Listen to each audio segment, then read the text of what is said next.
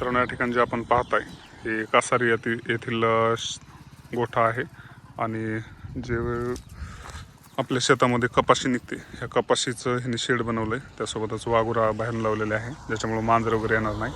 त्यासोबतच दरवाजा पण याला बनवलेला आहे ते समोरच्या कडेला, जे की जुन्या एखादा त्यांच्या शेडचा निघलेला पत्रा वगैरे असेल. तर खूप सुंदर पद्धतीचं हे आपल्याला एन्व्हायरमेंट या ठिकाणी पाहायला मिळालं.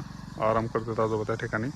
आता म्हातारपणी अशा पद्धतीनं कोंबड्या वगैरे सांभाळून आपलं अंडे वगैरे खाण्यासाठी आणि मस्त आराम करण्यासाठीच गवत वगैरे टाकून हा गोठा बनवलेला आहे.